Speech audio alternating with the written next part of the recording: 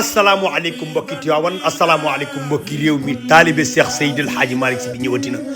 kooku mooy kan Abdou Aziz Aly Ndiaye may saak Sega Malamine Fatim Bakar barke alxuraanul karim bi mu tiimee nag yi ma dégg ko sama micro di wax ak moom ni ko Abdou Aziz looy wax ci gàmmu 2025 gi daf ne ma alxaaj ma ni ko waaw mu ni ma man leen dong laa bëgg a nekk sama àddina ma ni ko lan mu ni ma mooy nekk taalibe Cheikh Seydil Hadji Malick Sy waaw Abdou Aziz Aly Ndiaye yàlla na yàlla guddal sa fan tamay la wér ci barke yonent bi mbokk yi nee na ma man ak sama doomi baay yi nga xamante ni ñoo bokk Aly Ndiaye bokkaali ma jigéen ma ni ko waaw mu ni ma suñu yitte yëpp mooy fexe nu waa kër Cheikh Seydil Hadji Malick kontaane barke alxuraanul karim Abdou Aziz Aly Ndiaye ñu ngi lay ñaanal yàlla guddal sa fan tamay la wér Abdou Aziz Aly Ndiaye moom ma wax ni ma man gàmmu lay defaroo bu gàmmu jotee lu ma yor ci wërsëg dinaa koy indi Tiwaawan bu Seydi Hadji Malick bokk ak jaami yàlla yi bu ma fi jógee Seydi Hadji Malick yàlla sunu borom ak jaam yu baaxee ñaan yi yàlla dina ma ko fulal delloo si ma ko kon nag bokk yi mu ngi noonu seen doom a ngi noonu seen bokk talibé ngi noonu talibé Cheikh Seydil Hadji Malick baa ngi noonu loolu la defee ci gàmmu 2025 gi alxaaji bëgg dem ak Mame Ndao nañu ànd seetaani Abdou Aziz Ndiaye دائما أبدا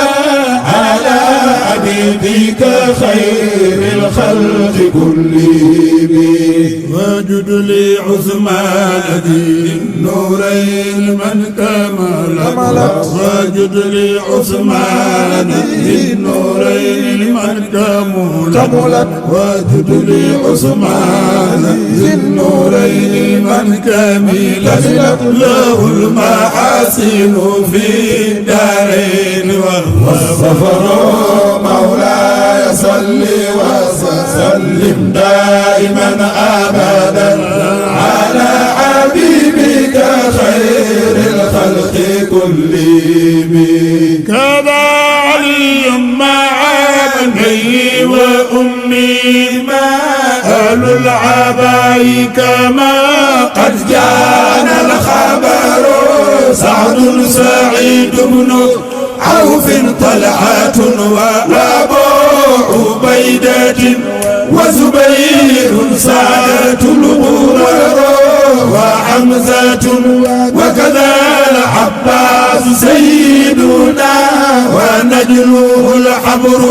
من زالت به الخيار والآل والصحب والأتباع قاطبة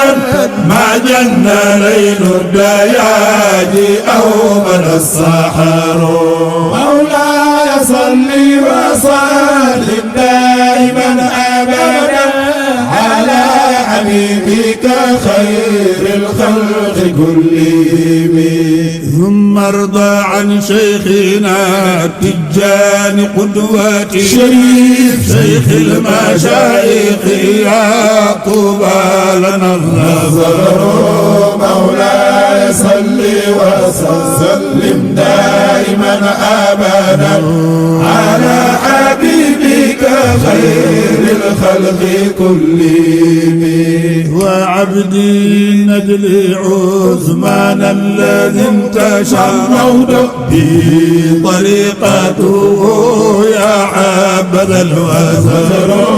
مولاي صل وسلم دائما ابدا على حبيبك خير الخلق كلهم ثم ارضى عن شيخنا التجان قدوة شريف شيخ المشايخ يا طوبى لنا الظفر